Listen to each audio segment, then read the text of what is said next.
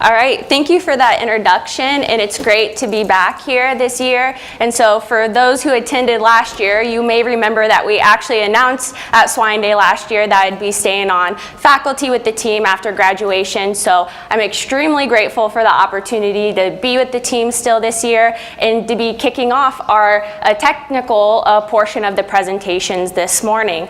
And in addition to kicking off the sessions here, I also get to talk about one of my favorite topics, which is soybean meal quality. And so one of the reasons we wanted to spend some time on soybean meal quality this year is due to the increased capacity that we're going to have due to increased number of crush plants. And so this is the most updated figure I have, where we can see in blue the current crush plants and then in orange the future predicted crush plants. And so overall, we're expecting to see this increased availability of soybean meal, all driven for the increased demand for oil through the Renewable Fuels Act. And so this figure here shows pretty similar, just in a different format, where we can see the dates that the new plants have opened and then their predicted crush capacities. And so starting in 2003, you can see that every few years we would get a new soybean crush plant. But then when we look into 2023 and into 2024, we see this huge influx of additional soybean crush plants coming online. And so ultimately, again, to meet that growing demand for oil. And so as we have more soybean meal available, we need to keep top in mind the different factors that impact soybean meal quality. And for our producers in this area, probably the questions we're getting the most about are sourcing soybean meal from that Sherryville, Kansas plant or that new Norfolk, Nebraska plant. And so before I dive into the specific research we've been doing on soybean meal quality, I think it's good that we have a really broad overview of the soybean processing. And so first, we'll start with our incoming soybeans, which will be screened to remove any weeds and foreign material. And then those clean beans will be cracked. And so this cracking process helps facilitate the removal of that hull. And then the hulls will be aspirated off. Then those smaller soybean pieces will go to the flaker and be flaked. And so this flaking process helps facilitate the rupture of the oil cells and essentially makes the extraction process more efficient. And so then those flakes will travel over to the extractor, where they'll be extracted with hexane. And then where this process gets interesting is then those outflowing products from the extractor. And so we see two outflowing products here. First would be those soybean flakes, which will then move into the step that we coined the DTDC, or desolventizing, toasting, drying, and cooling step of soybean processing. And so we'll come back and circle back to that step later in the presentation, but ultimately we'll get the output of soybean meal.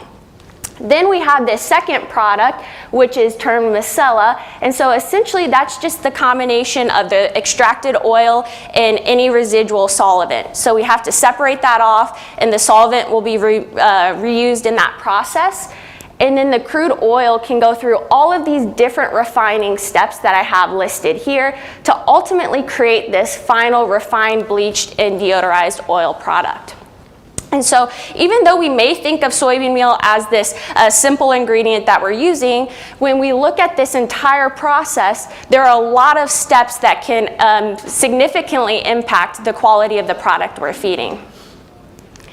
And so one of the things that we looked at, and this was conducted by a master's student, Paula, is actually the startup of that whole process. And so there's a plant that essentially shut down for about a month to do routine maintenance. And so this is fairly common among crush plants. And so when they were starting back up in July, the first soybean meal that was through that plant, we collected that about a half a truckload. And so then after we got those first soybean meals through the plant, the truck sat there about 4 hours while the plant got up and going, and we believe those processes stabilized. And then after those 4 hours, we sourced the second part of the truckload of soybean meal. And so overall, a fairly straightforward design. All of the treatments had the same level of soybean meal, and we just titrated in the startup soybean meal and replacement for what we termed the regular soybean meal. When looking at our two soybean meal sources, we did do some general analysis on the soybean meal. And we see that the two sources had a fairly similar trypsin inhibitor activity. However, when we look at our KOH solubility, we see that our regular soybean meal had a KOH solubility of around 82%, where our startup meal had closer to a 69% KOH solubility.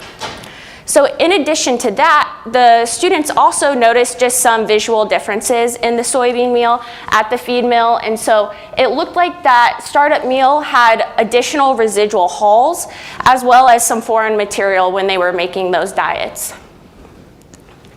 When looking at the data from this study, first looking at phase 1, which would be day 0 to 10, we do see a tendency for a reduction in average daily gain as we increase the proportion of that startup soybean meal in the diet. Additionally, we also see a worsening of the feed efficiency all the way up to where we're replacing 100% of that soybean meal with the startup soybean meal. Although I don't have it pictured here, we saw a similar trend in phase 2, where we saw the reduction in performance, both with average daily gain and feed efficiency. However, when I move into phase 3, we no longer see those differences in growth performance, where all of our treatments had a fairly similar performance in average daily gain. And we also see a similar performance through feed efficiency. And so essentially our takeaway from this study is that the pigs were sensitive to the startup soybean meal in this study. However, they were really the most impacted during those first 2 weeks post-weaning. Once we get them into the later nursery, they've adjusted to the differences in the soybean meal quality, and then when we analyze this on an overall nursery period, there were no differences in growth performance.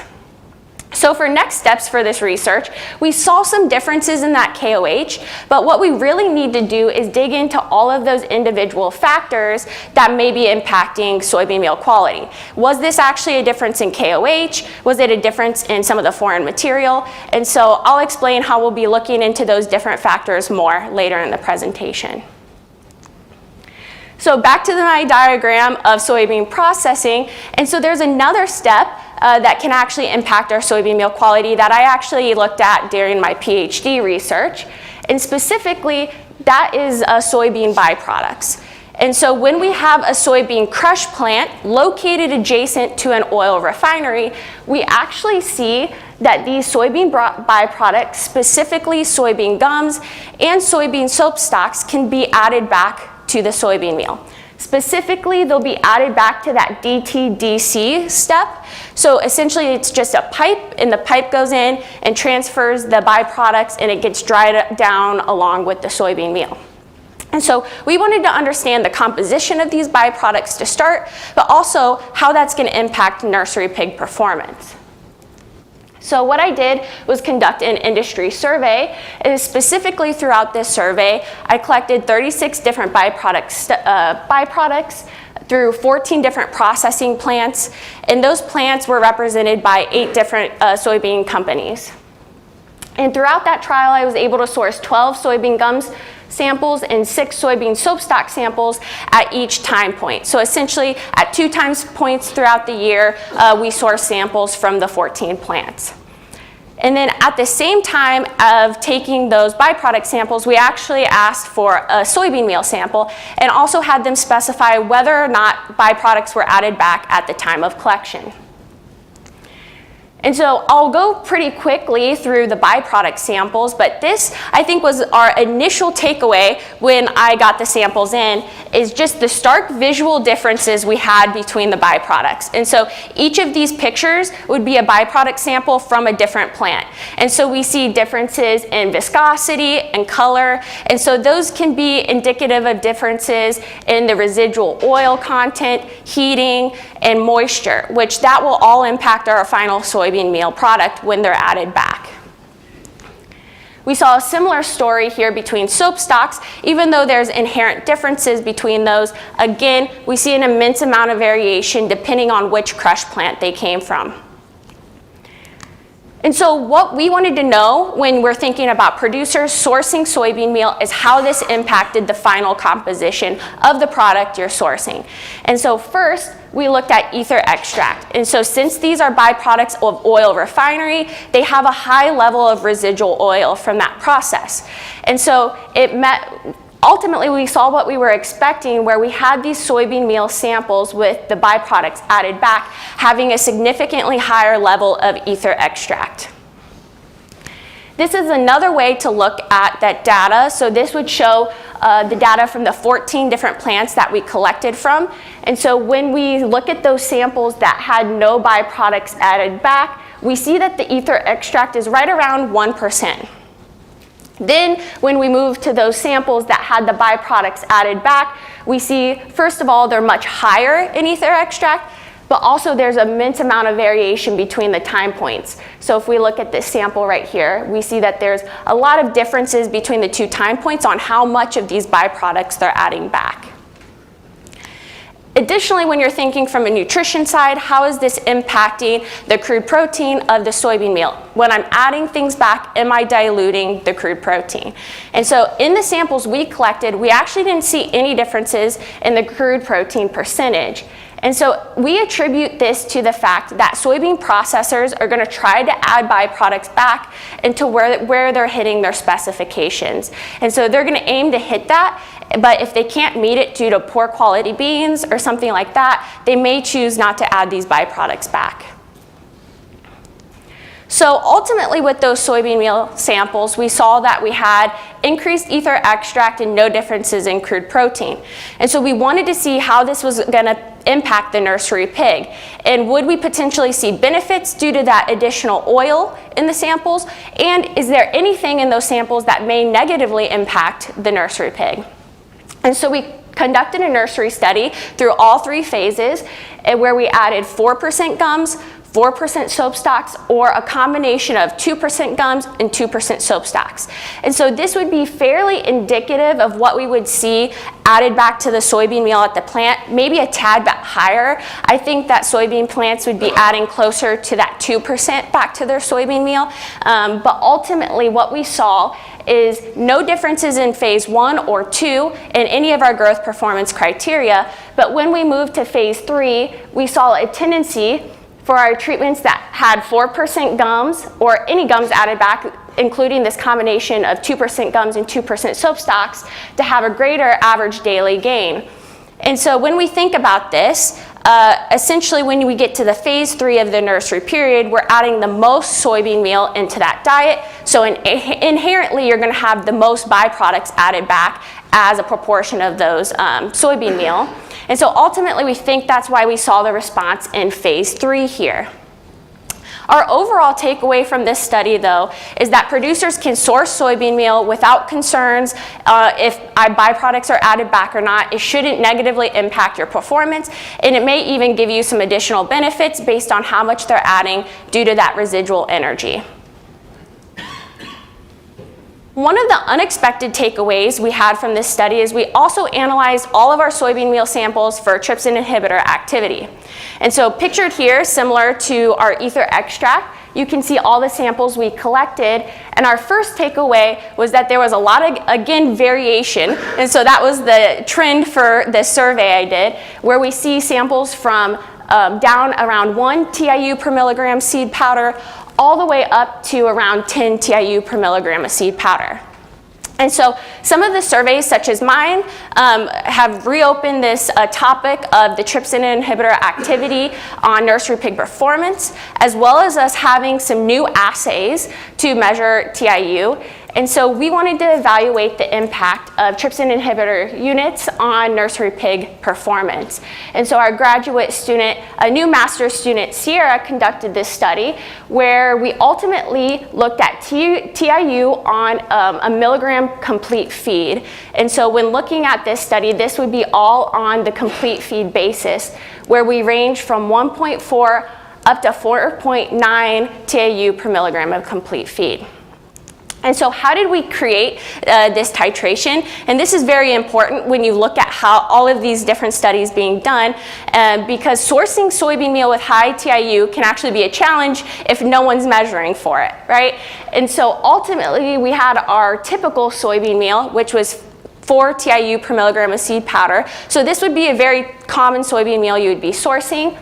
And then we have soy flour. And so soy flour would essentially be taking those white flakes prior to entering that DTDC, and essentially they go through a slightly different processing where they're ground down, but they ultimately don't get that same heat treatment. And so if you look at this TIU, 75 TIU per milligram seed powder, it's much higher than any soybean meal sample we can source. And so we use that to create our titration for this study. When looking at the data, this would be a combination of phase 1 and phase 2. We see a pretty significant decrease in all of our growth performance criteria. So when looking at average daily gain, we see a linear reduction all the way up to that 4.9 TIU per milligram seed powder. Again, when looking at average daily feed intake, we see a similar reduction in our average daily feed intake as we increase the trypsin inhibitor activity in the diet. And finally, looking at feed efficiency, again, we see this increase in our feed to gain as we increase the TIU in the diet. And so this study actually just concluded on Monday, and so we're finalizing the third phase of that data, but ultimately what we saw is about a 12-pound reduction in final body weight between our control treatment and that treatment that had the highest TIU. So significantly detrimental to the pig through this model. And so we have the next steps of finalizing that data, as well as we have an undergrad student, Paige, who's looking at CCK, which we're hoping will provide us some more insight into some of the digestive activity that's happening with this increased TIU model. So for next steps of this, we see we've created this model, we negatively impact pig growth performance. What we want to do next is look at mitigation strategies. And so that's what we're hoping to do throughout the next year, is look at how we can mitigate the impact when we're getting soybean meal that may be underheated with a higher TIU level. Finally, to conclude my presentation today, I want to introduce kind of next steps on what we're doing with soybean meal quality. And so thanks to the United Soybean Board, along with many of the other studies I presented here this morning that they've helped support us with, we're going to be conducting a large-scale soybean meal survey. This is going to include around 300 total samples, and we're going to try to collect around 30 plants, soybean crush plants. And so one of the takeaways will be evaluating the quality and consistency. And so we can see the range of the different measurements we're going to be collecting here. But another interesting component is understanding the analytical side. And so we'll actually be sending a proportion of these samples to 4 different laboratories. And you can see highlighted in red the different samples analyses we'll be doing across the 4 laboratories. And so we're starting that sample collection now. But if you guys have any questions on this upcoming survey, or you have soybean meal samples that you're interested in participating, feel free to find me, and I'd be happy to talk about that moving forward. And so I think my presentation leads in pretty well to our next presentation this morning. And so it's become kind of a tradition here to have PhD students who are finishing up their program to give a presentation. And so Hilario recently defended, I think about a month now, and so he'll be giving the next presentation on some of the research he did during his program.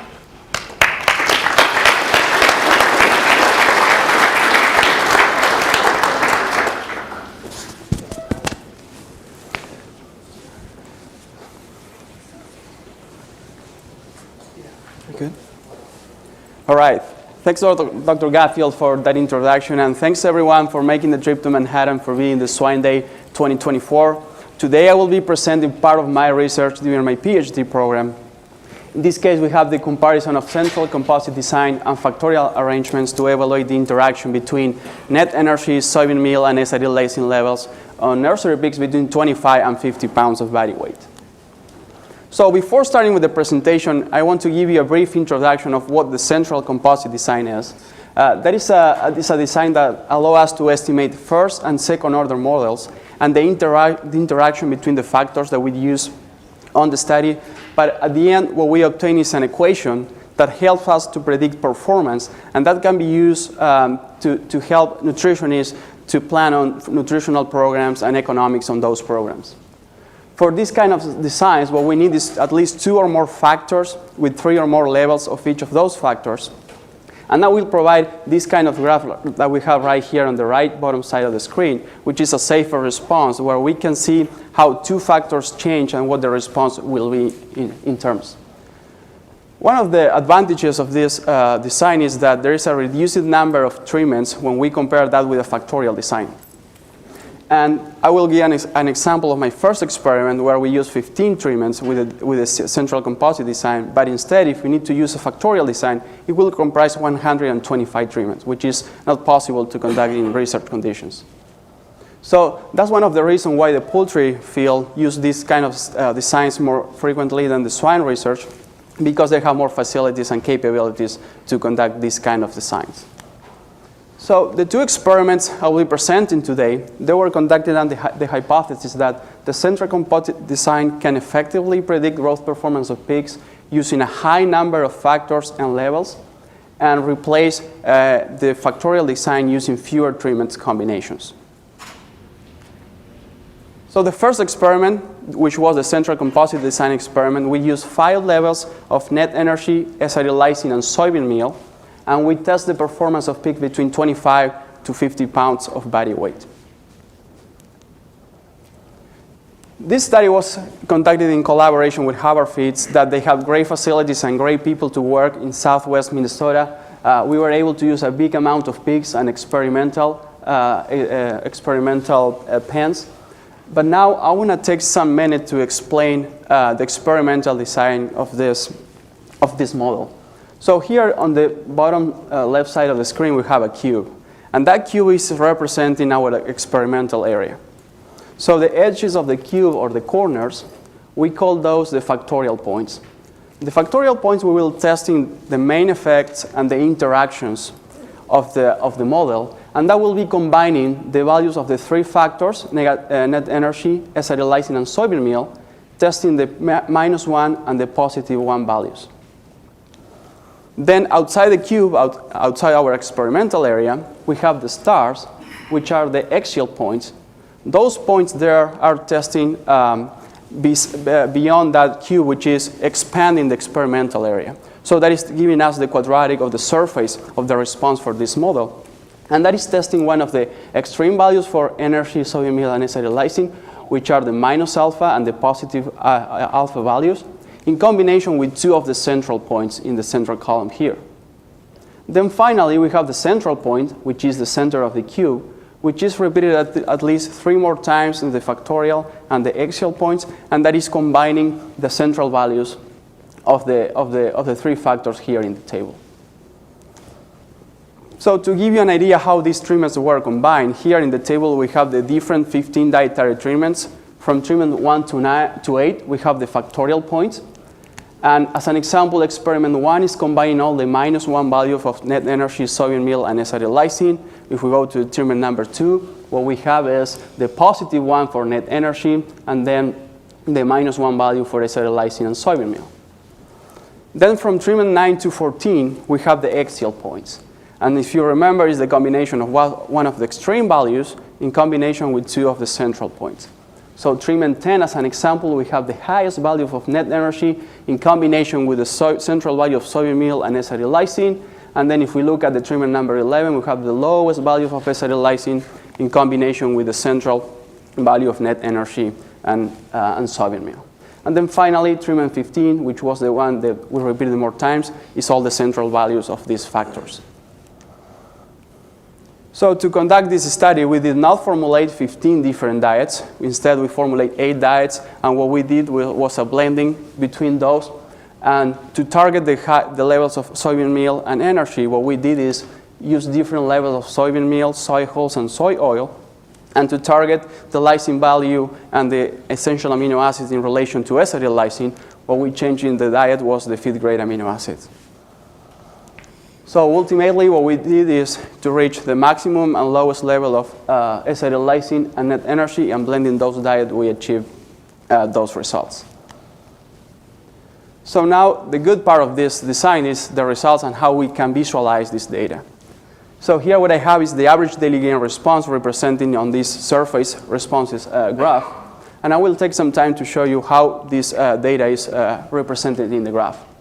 So on the left side of the screen, we have the average daily gain response when combining acetyl lysine with net energy when the soybean meal was held at the central point. So what the surface response is showing is how the response will change with combining the different levels of these two factors right here. So the red color represents the worst values and getting green when it gets better, with the white color here representing the maximum. And one of the good things of this central composite design is that we did not test all the possible combinations, but with equations and this graph, we can see how they will behave even though we didn't test those. So as a response, what we observe here is that as net energy increased, we had a reduction on average daily gain, and that was because we reduced the lysine to calorie ratio. We did not formulate for that. When looking at the response of acetyl lysine, there is a quadratic increase on average daily gain, reaching a maximum approximately at 1.43% of acetyl lysine. We note further improvements thereafter. On the right side of the screen, with the same design, we have the combination of acetyl lysine and soybean meal when net energy was held at the central point. And here what we can observe is that as soybean meal increases into the diet, there is a linear increase on average daily gain, and that response being even greater when more acetyl lysine was provided in the diet, meaning that acetyl lysine and the other synthetic amino acid plus the non-essential amino acids provided with the soybean meal increase the response. In a similar manner, we have the feed efficiency response with the same graphs that I explained on the previous slide. And on the left side of the screen, we have the response of net energy with acetyl lysine when the soybean meal was held at the central point. And in this case, what we observe is a quadratic response of net energy that when net energy increased, it improved feed efficiency up to a point that then decreased with higher energy, meaning again that we reduced the lysine to calorie ratio and we didn't capture that growth. On the right side of the screen, we have a combination of acetyl lysine with soybean meal when net energy was held at the central point. And what we observed here was an interaction between acetyl lysine and soybean meal that when lysine increased into the diet, it improved feed efficiency, but also when providing more soybean meal into the diet, that feed efficiency gets even better. So that response was more evident when having low lysine levels. We can see this red area here that when we increase soybean meal, it gets even better compared to a high level of acetyl lysine, but again, meaning that the soybean meal is bringing more of the non-essential amino acid, helping that response when high acetyl lysine is in the diet, which also was formulated with higher synthetic amino acids. So as a summary of this first experiment, we observed a reduction on the performance when we increase net energy into the diet, and that was because we reduced the lysine to calorie ratio. However, when increasing acetyl lysine into the diet, we quadratically improve average daily gain and feed efficiency. When increasing soybean meal into the diet, we linearly increase average daily gain and feed efficiency. But the most important response was the interaction between both, that when both increase into the diet, improve feed efficiency. So as I said on the beginning of this presentation, we wanted to compare the central composite design with a factorial arrangement.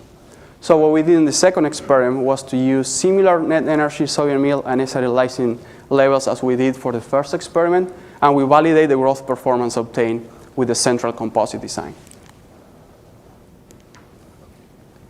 So again, this was conducted at our facilities. Again, we use a high number of pigs on this experiment. And in this case, we use a 2x2x4 factorial with a total of 16 dietary treatments, where we set our net energy and soybean meal in two levels. And those levels were the edges of the cube that I showed for the previous experiment. So being the -1 and the +1 values for soybean meal and net energy. However, for acetyl lysine, we use 4 levels. And those levels were similar to the -alpha value up to the +1. So excluding the highest level of acetyl lysine. For this experiment, we not only mimic what we did in terms of nutrient values, but also how we did the formulation and how we blend diets. So in the screen here, you have the formulation from diet 1 to 8, which were the low energy levels diet. So the purple levels here are indicating the diets that were fed straight. However, we blend diets, as an example, diet 1 with 4, to meet the requirements of diets 2 and 3. In the previous study, when we blend diets, we have low and high energy diets, but we use different ingredients. So we also mimic the kind of ingredient, the proportion of the ingredients we use for formulation here. So even though we are targeting a low energy value, we still use some soy oil. And again, we did not formulate to maintain lysine to calorie ratio or lysine to crude protein ratio. In a similar way, when looking at the high energy diets, we still use some soy hulls, even though we are targeting a high energy content, because that's what we did with the CCD. And again, we did not formulate to maintain lysine to calorie ratio or lysine to crude protein ratio. So moving into the results of this factorial experiment, here what we have is the response on average daily gain. And I will take some time to set up this graph where we have in the x-axis the energy content with the soybean meal content, and the color bars indicating the level of S-lysine in response to average daily gain. Also, for a reference, what I left here is the lysine to calorie and lysine to crude protein ratio of each of these 16 dietary treatments. So what we can observe in average daily gain response is there is a clear response to S-lysine that when S-lysine increased into the diet, that improved average daily gain. However, we can see a difference for a more linear response when high soybean meal and high energy were fed, compared to a lower soybean meal level or a lower energy content where the responses were more quadratic. And the reason why we observed that is if we pay attention to the red bar here with 1.20% of S-lysine, that treatment having higher soybean meal and higher energy compared to the other ones reduced performance. When looking at the feed efficiency results of this experiment, again, we have the same setup of the graph right here. And again, what we observe is a clear response to S-lysine, that when S-lysine increased into the diet, improved feed efficiency. However, we had here an effect of soybean meal and energy when having different contents between the diets. So what we can observe here is that when high energy diets were fed, we had the greatest feed efficiency in these two studies compared to the low energy content, and that is because we were closer to the lysine to calorie ratio requirement. However, how soybean meal play a role here, if we look at the low energy diets and looking at the two levels of soybean meal, we can see how the high soybean meal treatments improve feed efficiency compared to a low one, and that is because the difference we observe on the lysine to crude protein ratio, so having an effect here in the feed efficiency response. So if you remember from the beginning of my presentation, I mentioned three things that are important here. That is, the CCD will provide us equations to estimate or to predict performance. The second one is we had a reduction on treatments compared to a factorial design. And the third one is that we wanted to compare the outputs of both designs. So what I have here in the table is the list of the 16 dietary treatments we use in experiment number 2 with the nutrient composition.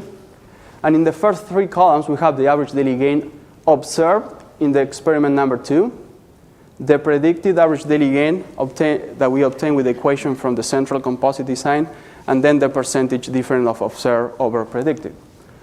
So what we observe here is a very small decimal difference, which provided a very close prediction to 100% when we compare the observed with the predicted. Only a few treatments have a 3% difference, and only one for average daily gain having a 5% difference. But still, the prediction is pretty close to what we observe in the factorial design. In a similar manner, for the feed efficiency, we have the observed response in the experiment number 2 with the predicted performance obtained with equations.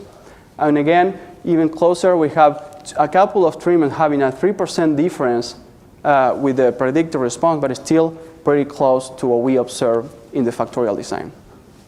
So the take-home message of this experiment is that when having a high number of the factors and levels, we can use a central composite design and still have good predictions on performance. However, we have to keep in mind that even though we are reducing the number of treatments, still requires a high number of treatments and experimental units. So with that, that's the end of my presentation. Thank you very much for your attention. And now I will turn things into Dr. Goodband.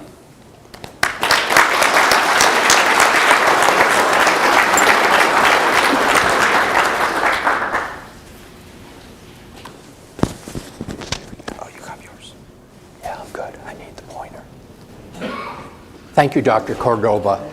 Welcome, everybody. Welcome to Swine Day. If this is your first Swine Day, we're excited you're here. If you're a veteran, we're grateful. But we always appreciate the support from our producers, the former students, the allied industry that are here, and we're looking forward to a great day. My job today is to talk about amino acid and some follow-up to what Hilario had done in terms of lysine to crude protein ratios.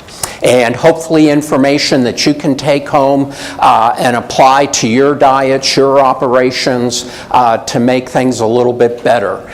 But one of the first things that I'm going to talk about from the amino acid side is the digestible threonine to lysine ratio, or threonine requirements of finishing pigs. And Rafe Royall, who's going to talk a little bit later after me, some of his PhD research we're going to talk about and focus on here.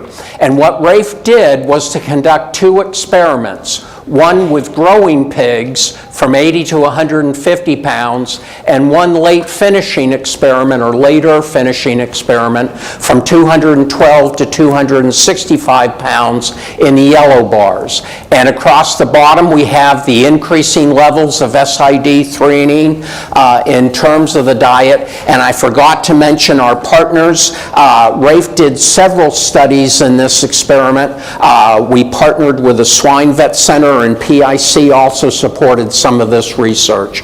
But what Rafe did with the experiments that we conducted at the home farm, we looked at increasing levels of threonine, and we saw average daily gain to peak out about 63% of lysine in either the early grower or the late finishing study.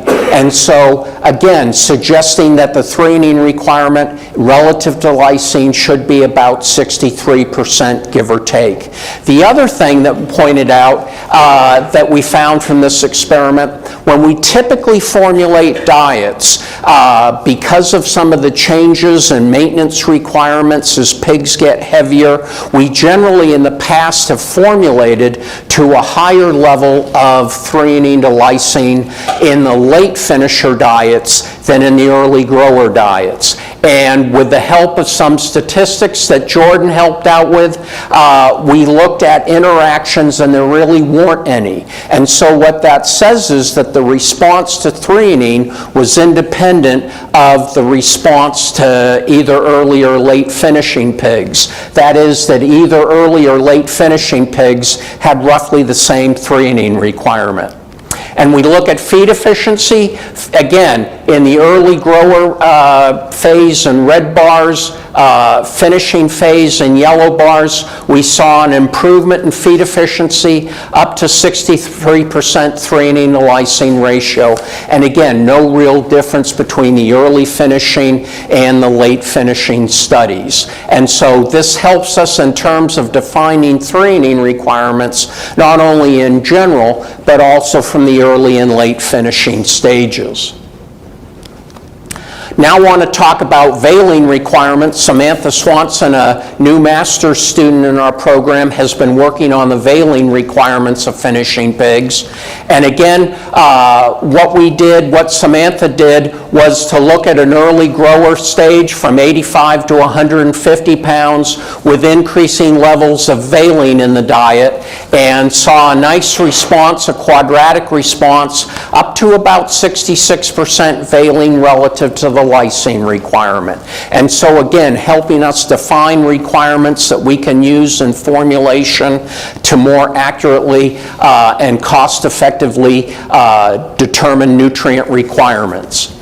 As for feed efficiency, we saw an improvement in feed efficiency up to the 63 and 66% valine to lysine ratio, but for some reason, and we're still looking into this, As we increase the valine level in the diet, we see increases in feed intake without much of an improvement in average daily gain. And so that's why we saw the worsening of feed efficiency as we went to the higher levels of valine. In the 95 to 260 pound pig, we saw a linear increase in average daily gain as we increased the valine level in the diet, but again, about a valine to lysine ratio of about 69% is where we saw the greatest improvement, and not much improvement thereafter.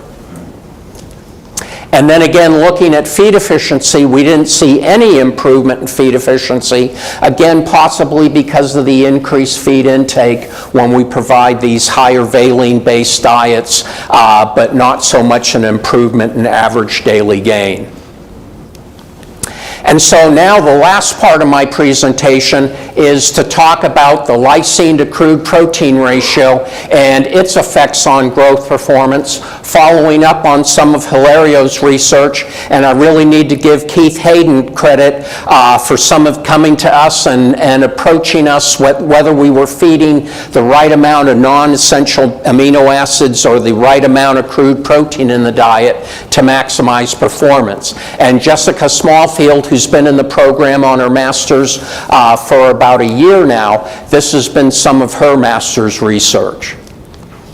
And so the question is, we replace soybean meal with feed-grade amino acids or synthetic amino acids. And for a long time, you'll remember that we used to replace 100 pounds of soybean meal with 3 pounds of L-lysine. And now with more and more synthetic amino acids available, it's a question of how aggressive we want to get in terms of our formulation.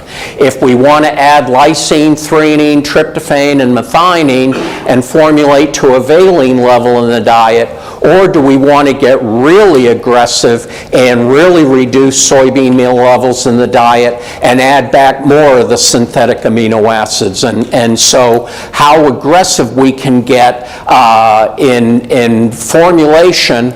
The advantage of the low protein amino acid fortified diets is that it reduces nitrogen excretion, so it's good for the environment, and in some cases is going to have some economical advantages. But on the other hand, a less aggressive approach, we might have better performance. And so again, one of the reasons why we wanted to look at some of these responses.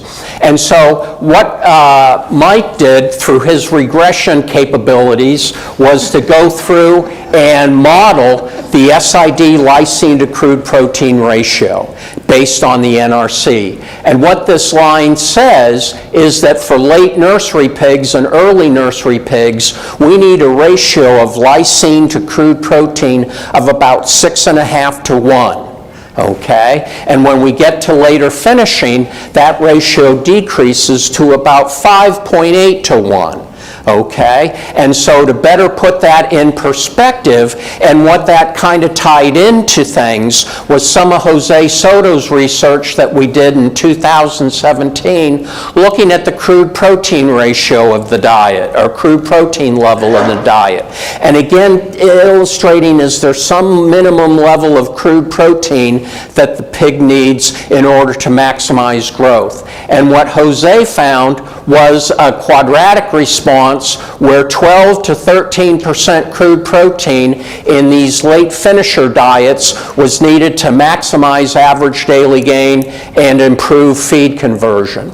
And so again, it starts to illustrate this balance that we don't want to get too crazy on the addition of synthetic amino acids, but again, be careful that we've got enough protein in the diet, either from soybean meal or maybe DDGs, to help offset that. And so from a practical standpoint, if we look at the late nursery on to market weight, that if we set our SID lysine levels in the diet, that if we use that crude protein ratio that we determined from that curve that we showed a few slides ago, that tells us the minimum crude protein to lysine ratio, and basically says, particularly in our late finisher diets, that we need about a 12% crude protein diet to optimize performance. Again, very similar to what Jose Soto found in his research. The challenge is that if we formulate to lower levels of lysine in late finisher, 0.68, maybe 0.66 or 0.65, that takes the crude protein level down to closer to 10.5%. And so again, is that a concern that we need to be cognizant of? And so again, thanks to support of Keith and CJ, Jessica conducted this study where we used a lysine to crude protein ratio of 6 to 1, or we decreased the soybean meal level in the diet and added back more synthetic amino acids to give us our higher ratios of lysine to crude protein. As you can see, the crude protein levels decreased as we increased the amount of synthetic amino acids. We then took this 7 lysine to crude protein ratio diet, and we added a source of non-protein nitrogen, diammonia phosphate, and the equivalent to give us a 9.2% crude protein diet, or a 6.5 to 1 lysine to crude protein ratio, or we added the non-essential amino acid glycine, again enough to give us this calculated equivalent of lysine to crude protein ratio. And if we look at the changes in feed efficiency, when we got over that 6.5 lysine to crude protein ratio, we saw poor feed conversion, but when we added back the non-essential or non-protein nitrogen or non-essential amino acids, again to the equivalent crude protein levels as our 6.5 lysine to crude protein ratio, we saw similar feed efficiency.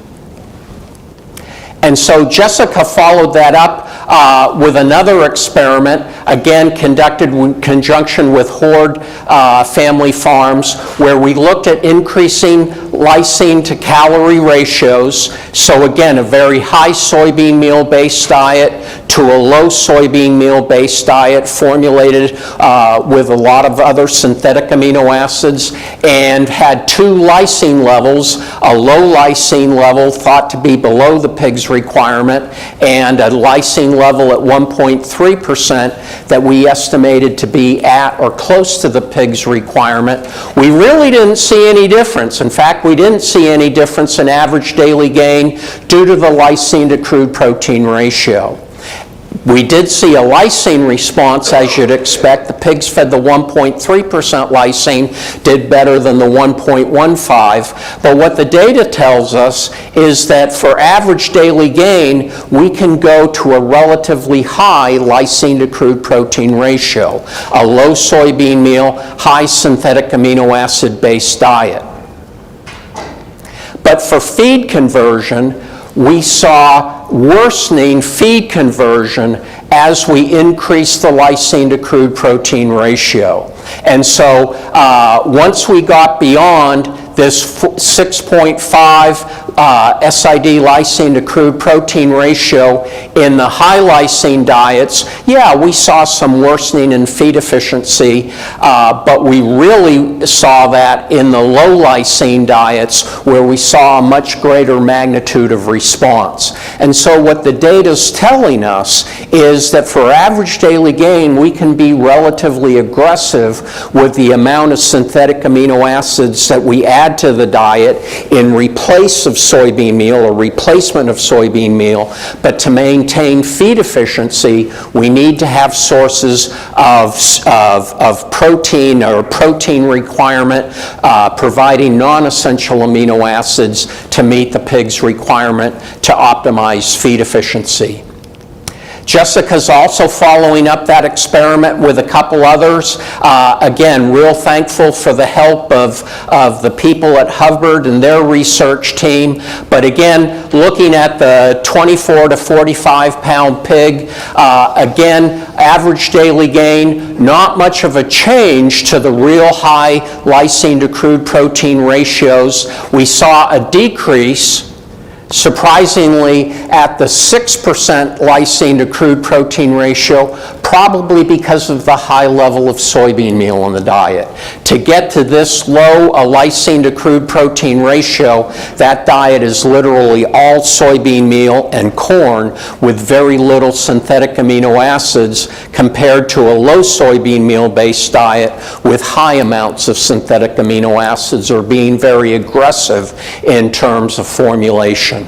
So no real difference in terms of average daily gain. Again, looking at the best average daily gain at 6.45 with not much of a change going to higher ratios. But again, just like what we saw in feed efficiency in the other response, we saw a quadratic response where pigs fed the 6.45 to 6.7 SID lysine to crude protein ratio had the best feed conversion. If we take out too much soybean meal and add greater amounts of the synthetic amino acids, we see worsening of performance. And again, these pigs fed the very high level of soybean meal, really had a hit in terms of average daily feed intake, which reduced average daily gain and made feed conversion a little poor. So again, we're really proud of our graduate students' research. They continue to work in these areas, but for threonine requirements, 63 to 65% of lysine, and it doesn't appear to change based on weight. And that's probably the important finding of this experiment. Samantha's working on valine, continuing to do that research, looking at 66 to 69% of lysine. I know I get real nervous when we get down 66 to 67% of lysine for valine requirement, but Samantha's got some late nursery trial that's going to wrap up tomorrow. And then again, continue to work in this lysine to crude protein ratio. Again, it appears to follow some of the suggestions based on the NRC, but I think the take-home message is where you set your values for corn and soybean meal for crude protein levels in the diet. If we formulate with more book values of 8% corn and 46.5% soybean meal, you all know today that corn's closer to 7% crude protein and soybean meal is probably closer to 45.5 to 45.75% crude protein. So that has some important implications. And then again, the implications in late finishing, maintaining that ratio and how we formulate those diets, not only to improve average daily gain, but we really see the responses in terms of feed efficiency.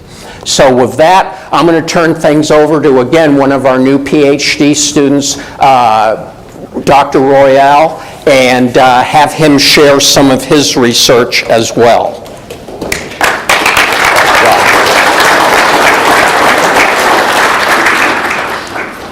Well, thank you for that introduction, Dr. Goodband. And today it's my pleasure to present one of the projects that I was able to conduct during my PhD over dietary net energy concentrations on growth performance and carcass characteristics of growing and finishing pigs, and an evaluation of the accuracy of different ingredient databases and net energy equations. And before I get too far into this presentation, I have to say a massive thank you to the contributors for this study. We were extremely fortunate to get to work with the nutrition and research team at PIC to conduct this, as well as the team at Swine Vet Center Research. Thank you very much for allowing us to conduct this research in your facility, allowed us to get a tremendous amount of pigs and a tremendous amount of work done, and we couldn't have done it without all of your help. With that, for a bit of an introduction, as an industry, we have done a good job of really digging into the effect that increasing dietary net energy has on growth performance of pigs, and we've extensively studied increasing net energy. However, on the flip side, if we think about dramatic reductions in net energy, there's relatively little published data. And this is extremely important whenever we start to understand the fact that, as all of us in this room are well aware, in the past few years we've seen dramatic increases in ingredient costs, specifically when we think about our high energy ingredients such as corn and our various fat sources. And because of that, most of the industry here in the United States has shifted towards utilizing more of a high fiber, low energy based diet throughout the growing and finishing period. And while it's really important for us to understand that there are multiple ingredient databases and systems of equations that we can utilize to estimate net energy, if we think about those fibrous ingredients in particular, those different databases have a wide degree of variability in how they value specifically the net energy of those high fibrous ingredients. So for this study, we had two objectives. First and foremost was to evaluate the effects of dietary net energy on growth performance and carcass characteristics, and secondly, to utilize caloric efficiency to evaluate the accuracy of the different ingredient databases and net energy equations. So to accomplish those goals, we fed pigs one of 5 dietary treatments.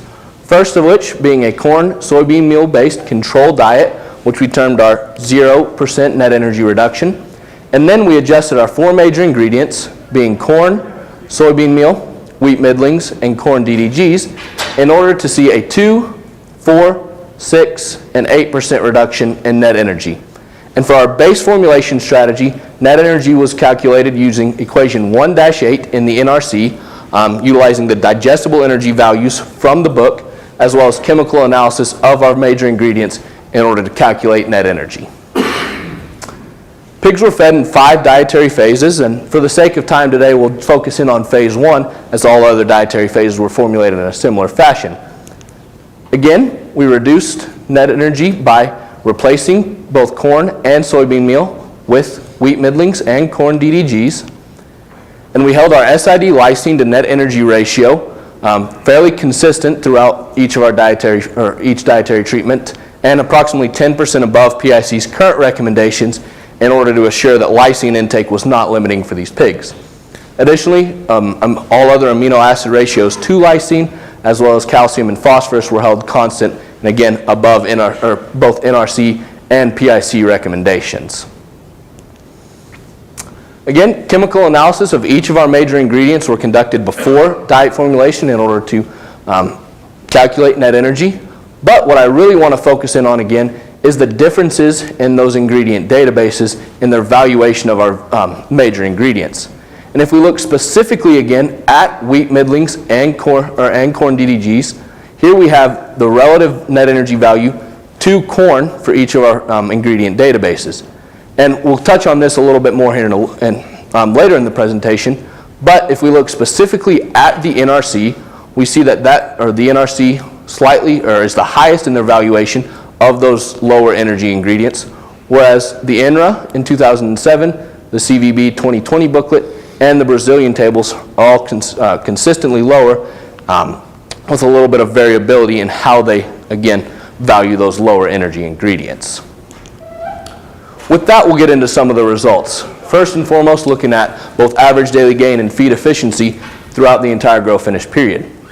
As we expected, as we reduced dietary net energy, we saw a linear reduction in average daily gain, and on the other side, as we again reduced net energy, we saw a linear worsening in feed efficiency, such that there was a 1.1% decrease in average daily gain for every 1% reduction in net energy, and a 1.4% increase in feed to gain ratio for every 1% reduction in net energy. Taking it a step further and looking at 2 forms of final body weight, either final live weight in the purple or hot carcass weight in the red. Again, due to those reductions in average daily gain throughout the trial, we found that, again, reducing net energy linearly worsened both final live weight and hot carcass weight, such that there was a 0.8% reduction in final live weight and a 1% reduction in hot carcass weight for every 1% reduction in net energy. Taking it a step further and looking at 2 of our different carcass characteristics, in purple being carcass yield and in red being carcass lean percentage, we saw that, as expected, when feeding higher fiber diets, reducing our dietary net energy significantly worsened our carcass yield. However, on the other hand, we saw a significant linear increase in carcass lean percentage. And this makes sense as for carcass yield, as we increase the fiber content of our diet, we see an increase in gut fill as well as an increase in the size of our visceral organs. And then on the other hand, when thinking about carcass lean percentage, we saw a significant reduction in back fat depth as we reduced our net energy with no differences in loin depth.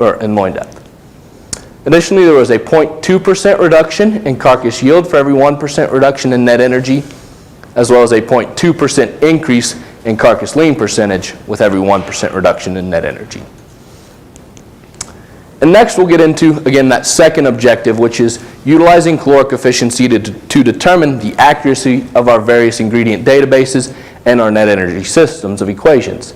So to set up these next few slides for any of you who may not be as used to looking at caloric efficiency, as we increase the inclusion of an ingredient in the diet, we can utilize caloric efficiency to determine how accurate we are in the estimation of that net energy.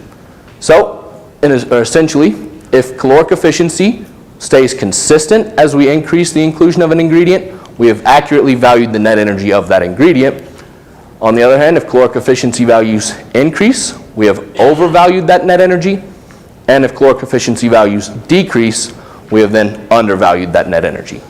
So again, for our 4 book values, we utilized the NRC 2012 in purple, the NRA's 2007 booklet in green, the CVB's 2020 booklet in orange, and the Brazilian tables for poultry and swine from 2024 in blue.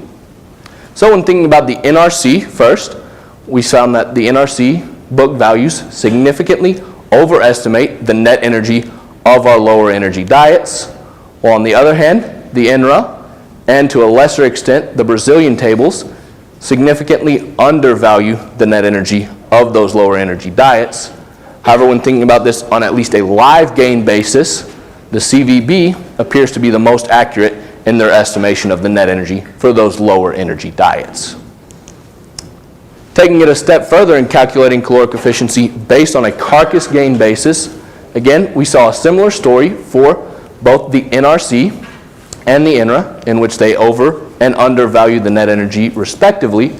However, when we look at the CVB and the Brazilian tables, we see a slightly different story here when taking into account, again, that carcass yield, as the CVB here on a carcass gain basis appears to slightly but significantly overvalue the net energy of those lowest energy diets, while the Brazilian tables here on a carcass gain basis appear to be the most accurate in their valuation. Moreover, we wanted to look at 4 different systems of equations that we can utilize to estimate net energy. So in our purple bars, we'll have what we termed NRC1, and this is utilizing, again, our chemical analysis and the equations in NRC Chapter 1 to determine net energy. What we termed NRC2, or our basis for our dietary, or for our formulation strategy, was again utilizing book values for digestible energy along with our chemical analysis to calculate caloric efficiency. And then for the NRA in green and the CVB in orange, respectively, we input our chemical analysis values for each of our 4 major ingredients into their respective online web apps. So when looking at either our NRC1 or the NRA values, we see that both of these systems of equations significantly undervalue the net energy of our lowest energy diets. And this makes a tremendous amount of sense, as each of those systems of equations are based off of the work of Dr. Noble and others in his lab in the 1990s and early 2000s, with only slight differences and updates made to the NRA since that time. Whereas our NRC2 significantly overvalues the net energy of those lower energy diets, suggesting that, again, our NRC digestible energy values are likely overvaluing those lower energy diets. Whereas the CVB, again, similar to their book values, appear to be the most accurate on a live gain basis. Again, whenever we take this to a carcass basis, we see a similar story for for the NRC1 and NRA, in which each of those, again, significantly undervalue the net energy of those lowest energy diets, while our NRC2, again, overvalues the net energy. And here, again, similar to the book values, we see that on a carcass gain basis, the CVB is still the most accurate of the 4 systems of equations. However, it does slightly but significantly overvalue those lowest energy diets. In conclusion, our caloric efficiency estimates would suggest that either the NRC database or our NRC2 systems of equations overvalue the net energy of those lowest energy diets, whether we take it to a carcass or a live gain basis. The INRA database and equations, as well as our NRC1 equation, underestimate the net energy of those lower energy diets, while the CVB, either if we look at the database or their systems of equations, appear to be the most accurate on a live gain basis. However, they do slightly overvalue the net energy on a carcass gain basis, while the Brazilian tables for poultry and swine, and that should be the 2024 version, excuse me there, are the most accurate on a carcass gain basis. With that, again, I want to say a huge thank you to all of our collaborators on this project. And with that, I will turn the mic over to Dr. Tokach.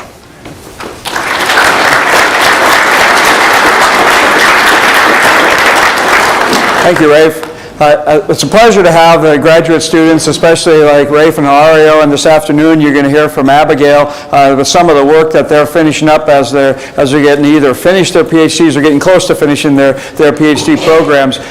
I just want to show you just some of the achievements and scholarships and awards that the graduate students have won over the last year here. And as I do that, I'd ask all of the graduate students in the audience to please stand up so you can recognize who we have in grain science and animal science working off all the work that you're going to see today. So yes, please stand up so we see where they're all at. Okay. Great. Thank you. Thank you. Also, I'd also like to recognize, and you'll see it up here in a few places, the Nemechek Graduate Student Scholarship. Gene, I know you're in the audience. Rafe, there you are. Gene Nemechek, and Gene and Susan, a few years back, decided to endow a scholarship program that pays graduate student scholarship to usually 4 or 5 of our graduate students every year. It's been a tremendous benefit to our program. We want to thank you, Gene, for putting that in place. Thank you.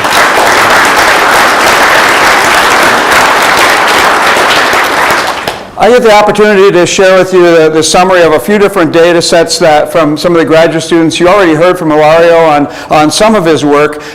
This is part of his prelim project, was to update some of the energy equations that we had put together about 10 years ago. Steve, with Sarimas Nidhi-Kanchana, had done a review of all the data that was available at that time to predict how much gain we get as we change energy density of the diet. One of the things that Sarimas found at that time was there wasn't enough data with low energy diets.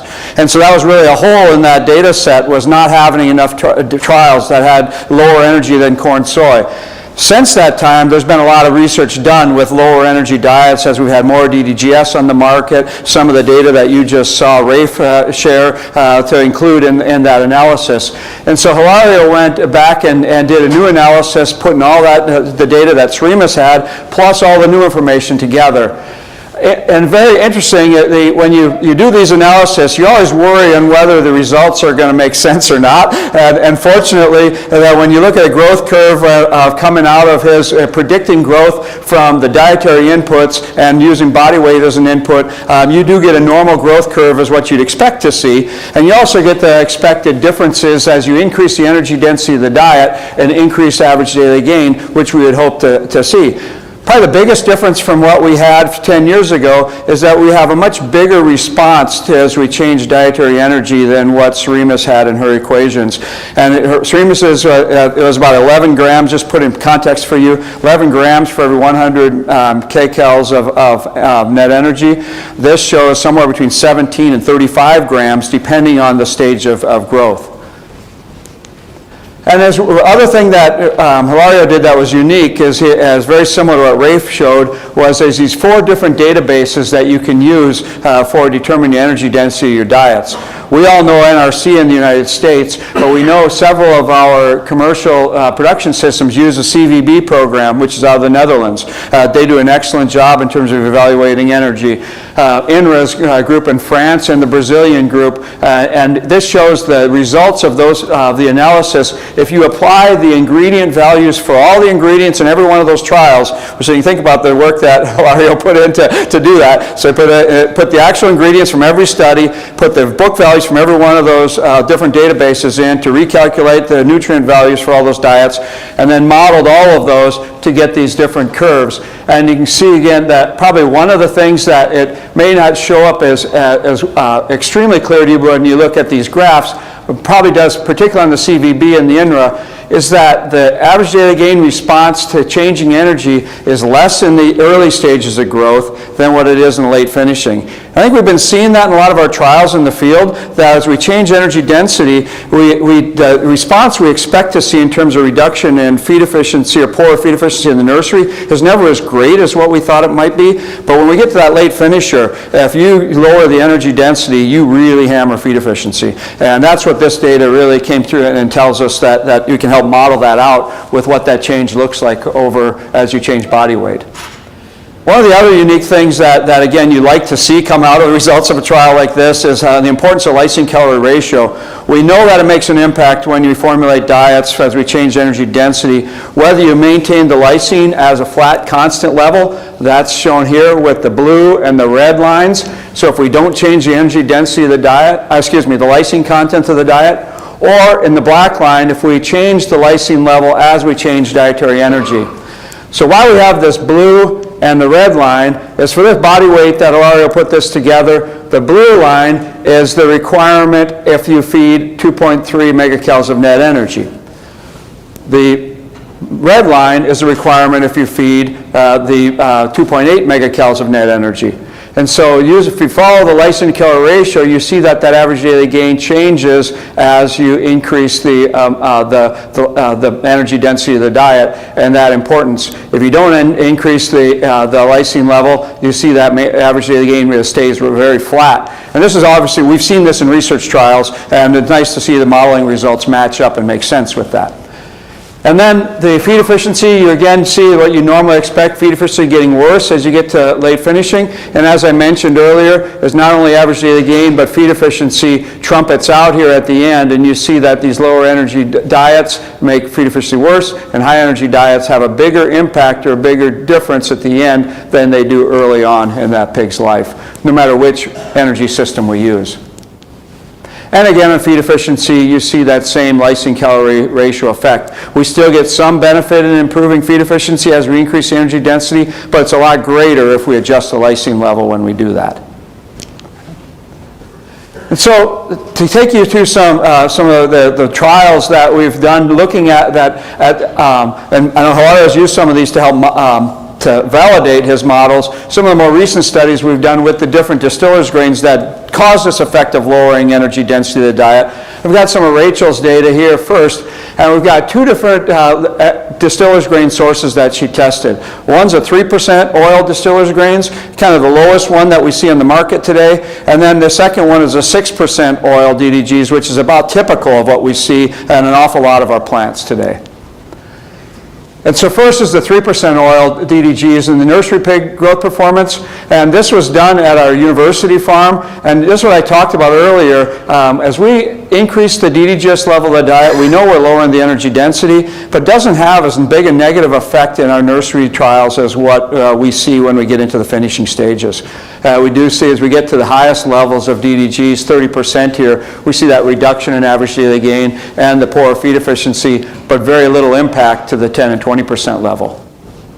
And you think about 3% oil DDGs is a pretty low oil level. When you look at the finishing side, again, this is done in a university setting. Pigs are growing pretty darn well, but you see that stair step down in growth performance as we increase the distillers levels in the diet, and the poor feed efficiency as you ratchet up the amount of distillers. And we'll talk about what that we estimate we have for the energy content of the distillers based on that change in feed efficiency. And the other thing, of course, that changes as you increase the fiber content. You've seen this in a couple, in Rafe's presentation, and throughout you'll see that today as we see this reduction in carcass yield as distillers goes up.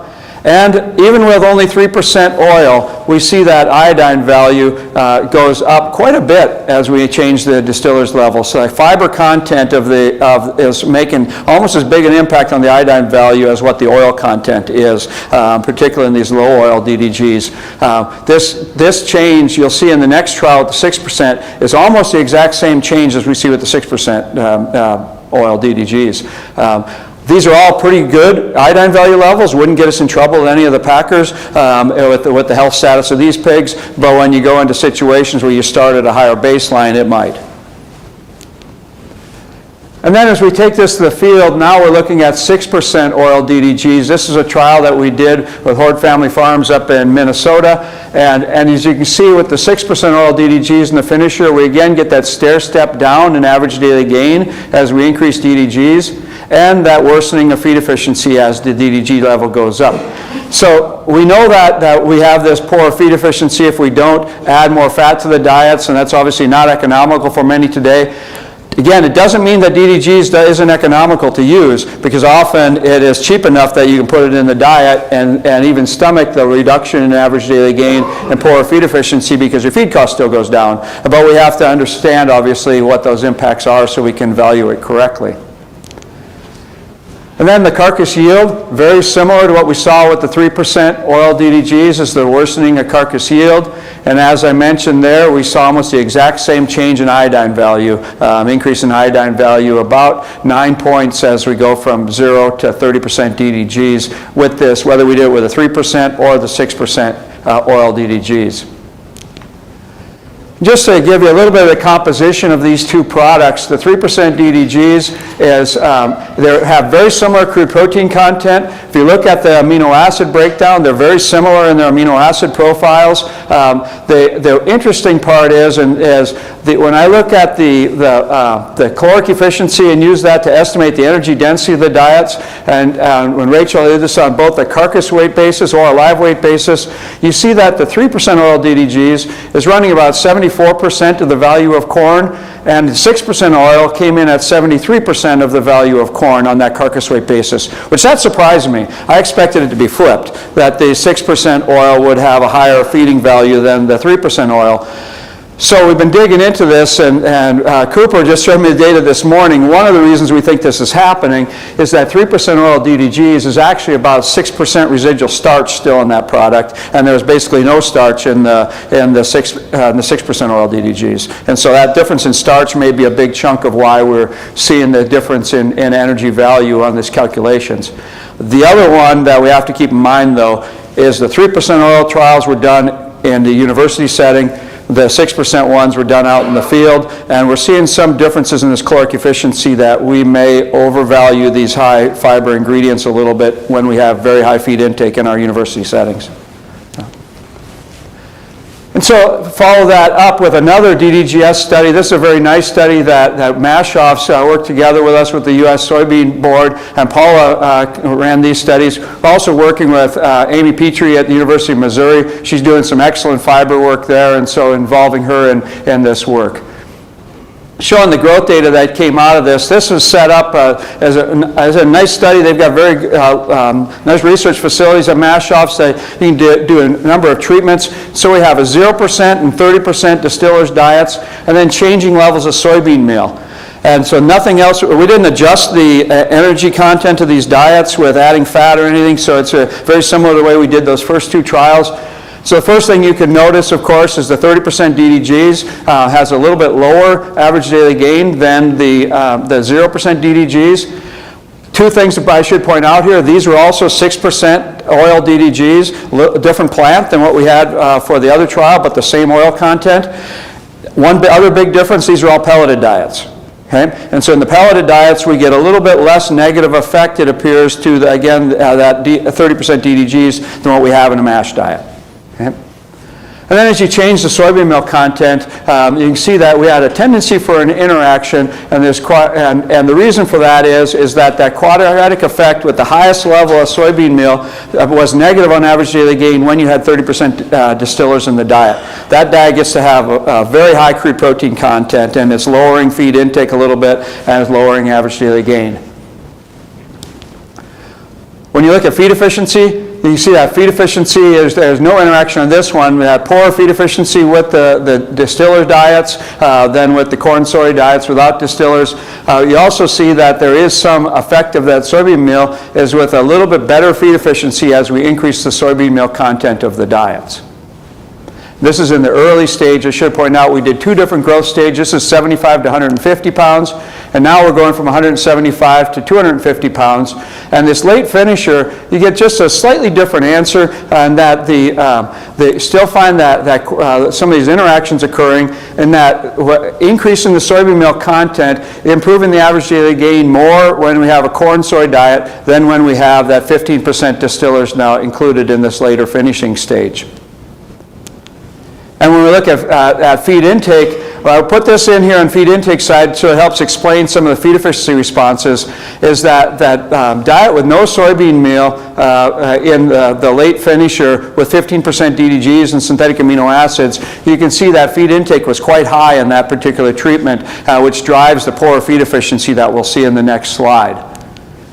And so when you look at the feed efficiency, this is another one that we've seen as we've increased that soybean meal level, is improving feed efficiency and suggesting that there may be some minimum level of soybean meal in these later finishing diets in order to maintain feed efficiency. And this is, Bob talked about the lysine crude protein ratio, the amount of nitrogen we need to have in these diets. This is an area we're obviously also checking in these later finishing stages to try to figure out if that's part of the answer here, or if there's something else in this field with that soybean meal's bringing to the party. And I want to finish up my portion of the presentation, which is one more soybean meal trial. We've done a lot of studies over the last few years looking at soybean meal energy value relative to corn. And so Ty Kim did this study, and again, this is one that Keith Hayden was heavily involved with in terms of how, so, some of these trials that we've done, we may not have formulated diets to make synthetic amino acids in the best light. And so we came back with this approach, so it's the opposite of what we've done in some of those other trials. And just to explain what I mean about that is, as we started on your far right-hand side of the slide with a corn soy diet with no synthetic lysine added, okay? So you can see that in this early first phase, that's a pretty high soybean meal level, about 750 pounds per ton in that early grower stage.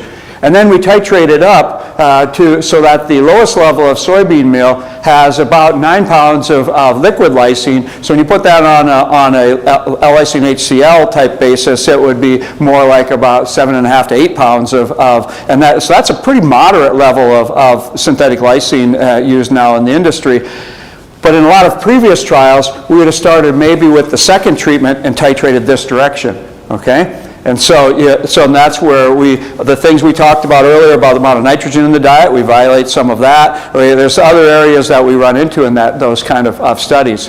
And so this one, trying to say, okay, over a range of soybean meal levels and lysine where we know we're not going to have a problem with other amino acids, what are we going to see? And from an average daily gain perspective, what we saw was that having some level of synthetic amino acids actually improved average daily gain, where the very high soybean meal levels drove down average daily gain in this study as compared to this low and medium low type levels.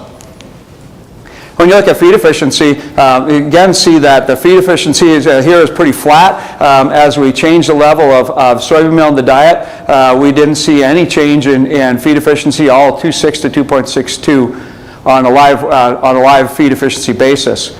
But the other thing you also have to take in mind is carcass yield, and that carcass yield goes down as we increase the crude protein content of the diet, and that's what we're seeing is these high soybean meal levels driving down, particularly the very highest ones through without any synthetic lysine added, having the lowest carcass yield. And so when you put caloric efficiency to those and kind of cut to the bottom line, is that the net energy of soybean meal relative to corn from this trial on a live weight basis, it ends up being about 93.5%. Pretty close to what we've seen in a lot of other studies, somewhere between 90 and 100% on a live weight basis. But when you look at it on the carcass weight basis, take that yield effect into account, it drops it to about closer to 84% of the energy value of corn, which is actually pretty close to some of the more recent net energy values that have come out of Hans Stein's lab. And so I think it gives us a little more clarity in terms of some of the differences that we're seeing across different studies, and it's really opened my eyes that we need to think about the weight gain side and making sure that it's all saleable meat weight gain versus some of the organ weight gain that we often can see especially when we increase crude protein content of the diet. And with that, I'm going to turn things over to Jason to finish up the morning session. All right. Thanks, Mike. That's a very good job. And before I get started today, I'd like to make one more acknowledgement of those in attendance. And the Dean for the College of Ag has a very busy schedule, as you can imagine, as the largest college on campus right here. But Dr. Ernie Minton's been able to come and join us here this morning. And if you don't know Ernie has a lot of swine background as well, too. And I was actually really fortunate to have Ernie as part of my PhD committee as well. And so we appreciate you joining us here, Ernie. And when Marshall Stewart talked about the Ag Innovation Project this morning, there's really been one person behind that driver's wheel getting that really thing pushed through, and it was Dr. Minton right here. So I appreciate your dedication to the college, Ernie.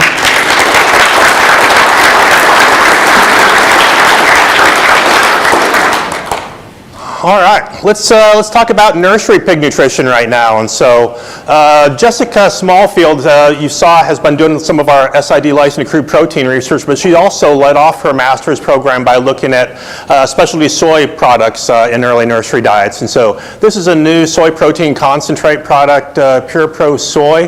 The response on average daily gain through this through the first experimental period, the first 23 days in the nursery. We titrated this Pure Pro Soy in both phase 1 and phase 2 at the same inclusion levels.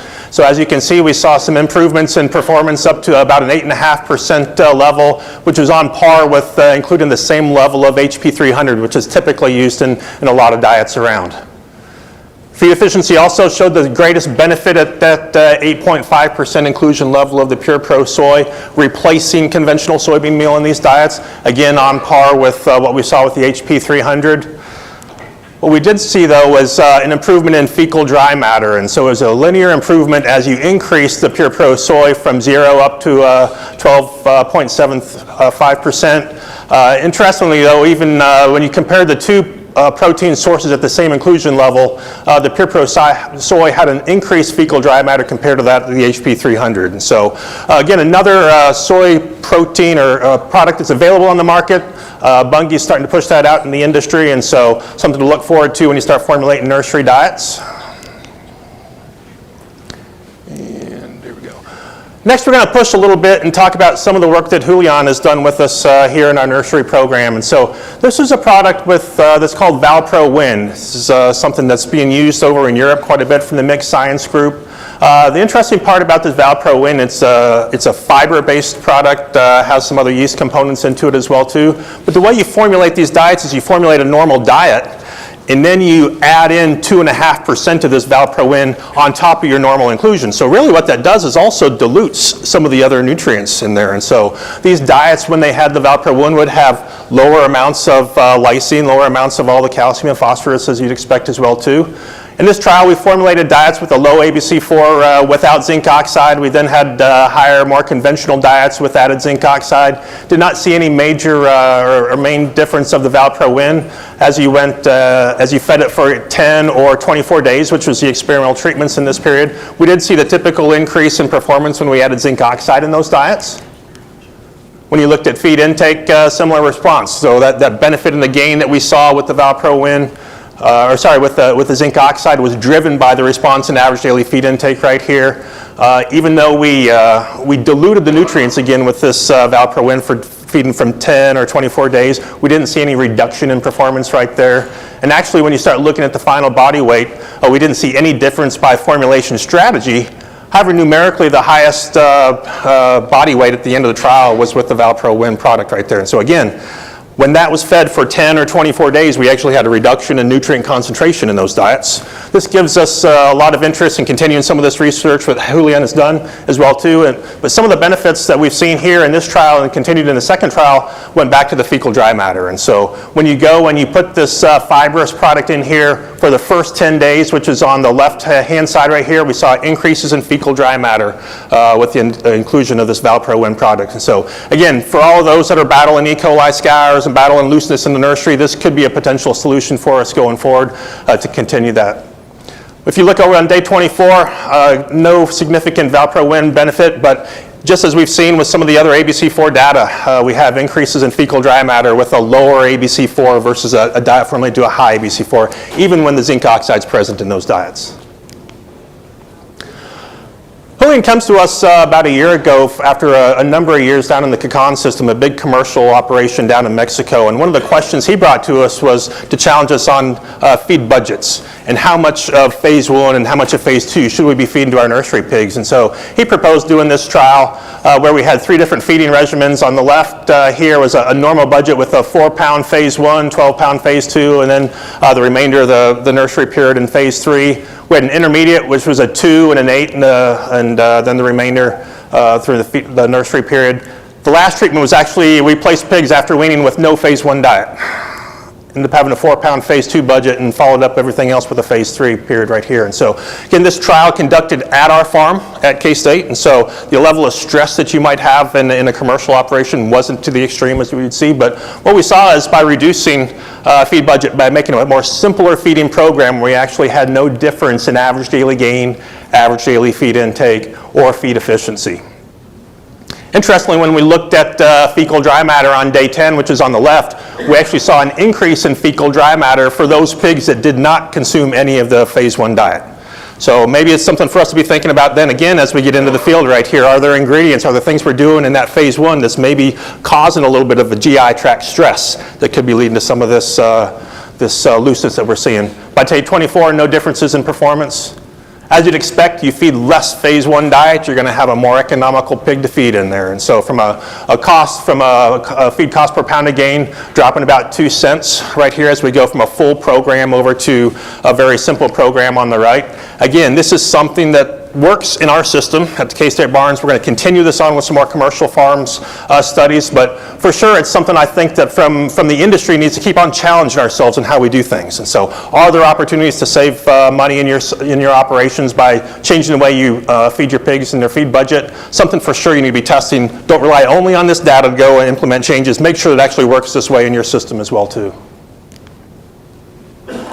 Going to switch gears now to some of the work that Ethan Stass has conducted with us. And Ethan's just finished up his PhD here at the beginning of 2025. He'll be heading north to the Pipestone system as one of the nutritionists up there. And Ethan started off a series of studies with us looking at some butyrate-based products. And so here's a trial where we had a control diet. The control diet with added zinc oxide in phase 1 and phase 2, copper in phase 3. It also had Mecadox in that diet was the positive control. Added to the control diet were different butyric acid-based ingredients. And so as you look at the performance right here, none of them performed at the level of those with zinc oxide and Mecadox as you go across all the butyric products. However, when you start looking at some of the feed efficiency on the overall performance, there were some of them that didn't perform as well as others. Interestingly, there's the lowest numerical one was a mono and tributylene blend that gave us hope for future studies, and I'll share some of those in the next couple slides.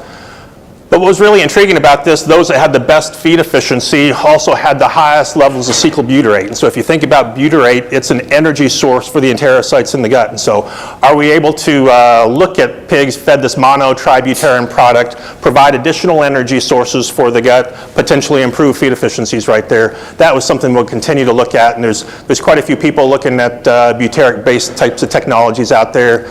This led us then on to another trial where we looked at different blends of mono and tributylin in the diet. And so in this particular trial, we did not have any mecadox, any feed-grade antibiotics in these diets. All the diets did have zinc oxide though. All the diets had copper in the phase 3. Adding the different products on top of the control diet, we also decided to look at another product that's out in the market.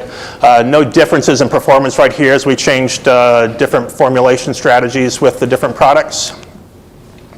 However, when you did look at the fecal dry matter, again, opportunity to be able to change looseness of the pigs in the barn by what you're including in these diets. And so this diet with 33% mono and 66% tributylin had the highest fecal dry matter compared to the others in this trial. So again, new technologies coming to the market that could help us in how our pigs are presenting in the barns, and something to keep on looking as we go forward. If you've also been with us for the last handful of years, Ethan Stass goes hand in hand with ABC4 when we talk about this, and so he's really helped lead this project for us. And these are the last 2 trials that's finished up his PhD program. And as he's gone through the progression, it was demonstrating that ABC4 works. Then we had to try and figure out if there are different ways we could achieve the same ABC4 level at the diet base to see how that influenced performance. And so what we have along the bottom axis right here is actually 4 different diets formulated with 4 different acidifiers. And so the way we did this, we first formulated the green diet that had no acidifiers. It was a relatively low ABC4 diet already, but then we added the amount of acidifier to be able to achieve an ABC4 level of 200 in phase 1 or 250 milliequivalents in phase 2. And so what's important right here, the strength of the acid dictates how much acid you need to include in the diet to be able to drop that ABC4. And so a lot of these acids, especially those that are weaker acids, would have inclusion rates much greater than what the companies would be recommending for a use out in diets, because it took more acid to be able to drop it for the weaker acids. But we then had a positive or a control diet that had no acidifier, and we added a zinc oxide on top of that. And so in this particular trial, didn't see any differences in average daily gain right here. Also, I mean, I'll point it out too, we didn't see any big significant differences in average daily gain with the zinc oxide. You know, this isn't the first time we've seen this, and we continue to start seeing this more and more in some of our trials as well too, and I think it'll be a good foundation for some additional work we'll be doing to dig in. Zinc oxide's not the crutch that works every time in every situation right there, so we do need to be thinking about how we're using that product going forward and making sure that it's available to be used when we need it. We look at feed efficiency right here. There is no difference in acidifier as far as its influence on feed efficiency in these pigs. Did see the reduction, the improvement in feed efficiency as we typically see when we reduce ABC4 compared to the green diet. The diet with the zinc oxide had a similar performance as those with the acidifiers. The last trial that Ethan conducted for us was again looking at different ways to formulate diets to be able to achieve that low ABC4 level. And so in this particular trial, we used fumaric acid in all of these diets, and then we reduced the amount of limestone to be able to hit a target of, in phase 1 of 200 milliequivalents per kilogram. Or we added additional formic acid, so 2 acidifiers in that particular one. Or we changed out the dried whey with pure lactose. So dried whey has a higher ABC4 value than what pure lactose does, and so by swapping that out, you can be able to reduce the ABC4 level. We then had a high ABC4 diet, and then a high ABC4 with the zinc oxide. You know, here we got the typical zinc oxide response we'd want to see in some of these trials. In this particular one, didn't see any difference in performance from an average daily gain perspective when you looked at the different formulation strategies.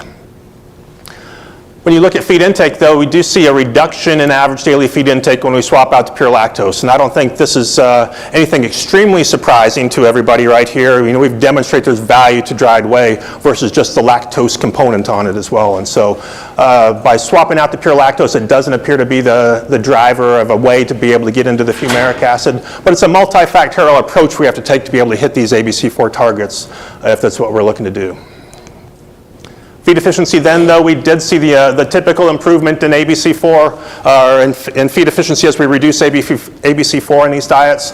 Again, the consistency, always by reducing ABC4 is an improvement in feed efficiency. It's an improvement in fecal dry matter as well, too. Last set of data that I'm going to share with you right now is some of the work that Max Corzo's conducted with us, and this is all based off of trying to understand better water quality differences between sites. And so what Max did is went out and collected nearly 50 water samples from commercial sites around the United States, started classifying these based off of pH and based off of hardness and calcium and magnesium concentrations. The goal to understand how some of these different factors dictate water quality and dictate our ability to change pH of water. And so, you know, interestingly on this one, when you start looking at hardness, it's typically measured in the amount of calcium carbonate per liter. You really get to that by analyzing the amount of calcium and the amount of magnesium in the water sources. We assumed that water samples with a higher hardness would have a higher pH. And Max brought us this data, and we said, Max, turn around and go do it again. And he came back with it again, and we said, sorry, you're screwing it up again. Go back and figure this out. And finally, on the third time, we finally believed him at that point. But interesting, as we start getting to learn some of this, you know, the influence of hardness on water pH is much greater than what we thought. And actually, water samples with lower hardness values are associated with a higher pH. So this is all, so when you start looking at the amount of calcium, the amount of magnesium in a water sample, they measure the total amount. They don't measure the amount that's free, that's able to be bound, versus that's already precipitated into other molecules. And so what we got right here is really an incomplete story when we only look at total calcium and total magnesium as far as its ability to dictate hardness. The reason we wanted to do this, though, is to understand if we're trying to add acidifiers through the water line to hit a certain water pH, how much of that acidifier do we need to add in? And so based on the starting pH along the horizontal axis right here, what was interesting, really interesting to us too, you'd think that in order to be able to hit a pH of 4 as our final target, if you started with a lower pH, you'd assume you would need less acid to be able to add into those samples to be able to hit that pH. Actually, it's completely opposite. Probably correlated back more to that hardness factor that we had in the last slide than the initial starting pH that it has right here. You know, keep it in mind though, you know, basically 30% of the variability in what we saw right here was due to pH. And so there's still a tremendous amount of that story that we haven't learned yet. It ends up matching up fairly similar from a hardness perspective as well too. As we increased hardness, more acid was required to be added into that water source to be able to hit a target of a pH 4. So the big key right here is that relatively small amount of the variability being explained by hardness or pH, roughly 30%. But more importantly, if you're going and adding acidifiers into water lines to be able to hit a certain target, you have to do in-barn titrations. You can't assume that all water sources are behaving the same. And if a company comes to sell you an acidifier and says, add this amount in without any further definition of what you're doing, you need to look them in the eye and go find someone else to buy your water products from as well too, because you're not going to be able to do it on a consistent basis. I'll take a break right now, and so that was the last data slide to be able to show you before lunchtime, and I know that's good for Bo because his brain needs a little bit of a break right there. And want to talk a little bit about some of the changes that have been happening out at the swine unit right now. And you know, it used to be that after swine day was done, instead of running the kites, we would run out to the swine unit. We'd walk through the barns and look at the pigs and look at what's going on in there, and it's been a long time since we've done that, Bob. And so figured it might be a good idea to show you what's going on at the swine farm and just to orient you with what we have out there. This is the most recent Google Earth image of the swine farm on the right. This long barn is the breeding and gestation facility. Actually, the bottom part of this, the bottom, let's say 20%, is actually a metabolism room. I'll be talking about that a little bit more as we go forward. Hooked on to the gestation barn right here is our new farrowing house that came online back in 2022. And the next set of buildings right here, the top buildings, this is the old grower and the old farrowing house. You know, we'll talk about it. Those were the buildings that were built in 1968. We mentioned the tornado in 66. That was some of the original buildings there. This what we call the old nursery. At the time when it was built, it was a new nursery back in 1981. Built, South Nursery built in 2014. This is the old office space built back in 68. The finishing barn right here, as well as the West finishing barn built back in 1988. And so a lot of new facilities, a lot of things changed. You know, again, Marshall mentioned the tornado in 66 and what Craig's dad, Don Good, did to really push the growth of our industry and our department and moving our facilities out to the North Campus. And for sure, it didn't look like this when we moved out in 68. But what it did look like was this when we moved out in 68. So what you have right here is all the outside units. You know, you can see up at the top right here, this is breeding going on up here, and so we're doing our heat checking down at the bottom side, feeding by the bag out in these stalls right here. Interestingly, my PhD project, I fed sows in these same stalls during gestation to be able to get that trial done. And so, and as you can see also, we were full state employees at this point. It took 2 of us to dump a bag of feed and maybe 2 of us to check heat on this sow as well too. So we had plenty of labor going on at that point. Gestation housing was a little bit different as well too, right? And so this is our happy sows out in their little huts right there. During the summertime, they looked like they had a smile on their face. I can promise you in the wintertime, when I was an undergrad and having to pitch the straw out of those sheds, they weren't so happy at that point, and it was cold and muddy out there. But the transition from where we were there to outdoor gestation. So this was on the north side of our farm, looking towards the west. And so what you see back here is the Beef Cattle Research Center. Nice crop of Hereford cattle, it looks like back there, but then all the gestating sows in their pens. The cover of the 1969 Swine Day showed the inside of our farrowing house at that point. And what was nice is a nice Duroc sow we had right here. We had our hamp right here. And so the 3-breed rotation working its finest moments right there. And you know, unfortunately, Hyatt's not here, but clearly no just all feeders in here. We had a heck of a wheelbarrow, though, to be able to get feed to all of our sows during this time. And so we don't need those just alls at K-State, I guess. This was our old nursery, and so people think about the grower right now. That actually was the original nursery, and so we put all of our pigs in there. Still on a 5-week batch rotation. We fluided everything in here for about 3 or 4 weeks, and then they got kicked outside for the next group to be able to come in. And so we were putting some young pigs outside at that point. The finishing barns were out there. You know, it's interesting, we saw a lot of good research this morning out of our new finishing barns here.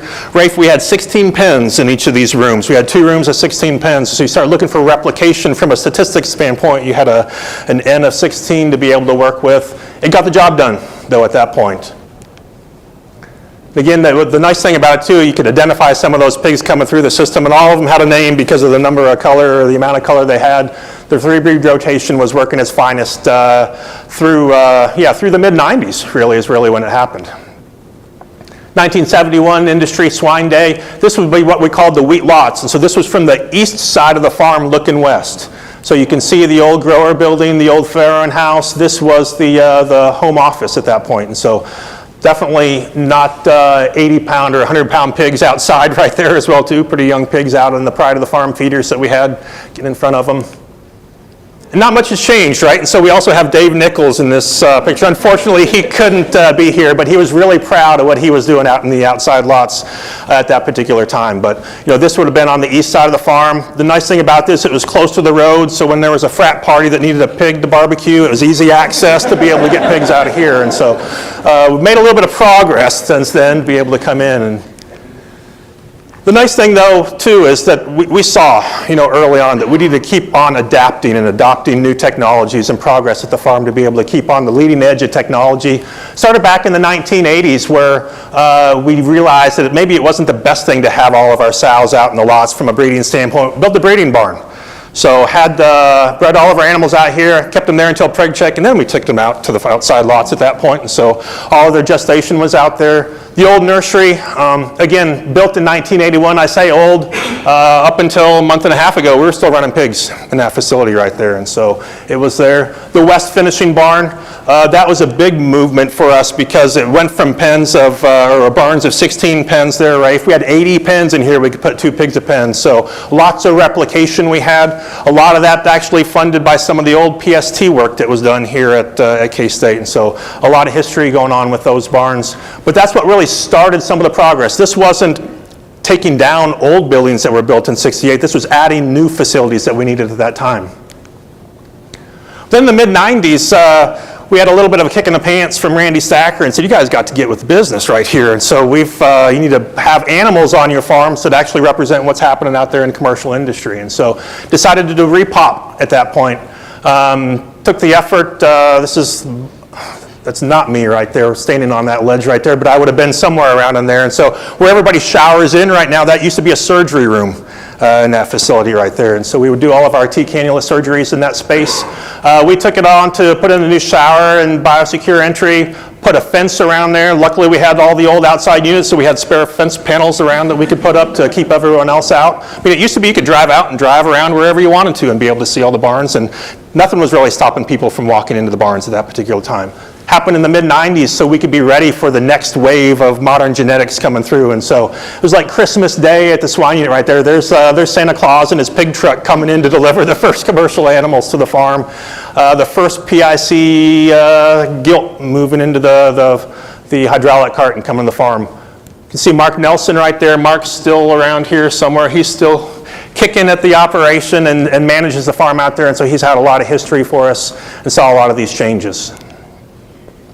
Back in 2000, we built the new gestation barn, and originally it was built with with gestation crates right here. In the meantime, we've converted some of the other pens into pen gestation. So right now we have sows in crates until preg check, move over into a pen gestation system until they go in the farrowing house. And this is a building that was funded by the KPA through the checkoff dollars for the Kansas pork producers, as well as allied industry funds going to be able to support some of this. And so, again, thinking about this from a 2000 standpoint, that would be the first time we had sows, gestating sows coming from the outside. And so coming back into the barn until they get into farrowing. Finishing barn built in 2009, and so we have 36 pens in 2 rooms right here, fed with the feed logic system, allows us to do a lot more research than what we had back in the old finishing barn that was in this space. Plenty of bins that we have to make sure we get the right feed in the right bin all the time is sometimes the challenge, but we get it done. And again, KPA and the Kansas pork producers, the Livestock and Meat Industry Council, Allied Industry, as well as the Swine Nutrition alumni kicked in to be able to get this building funded some 15 years ago. South Nursery came online in 2014. Josh Floor's not here. He actually had the first research trial in this barn, and he helped us work out some of the kinks to get those nursery pigs fed. About 86 pens, I believe, in this new nursery, the South Nursery, we call it. Kansas pork producers, KPA, and the Allied Industry helped fund and get this building facility built. You guys have been here the last handful of years. You've seen the inside of the new farrowing house. And so this came online in 2022. And so very much a modern operation here than what we saw on the previous slide from the 1969 version. We did decide we needed to adjust all feeders, I guess, once we got to the modern sows. And so you see those in here.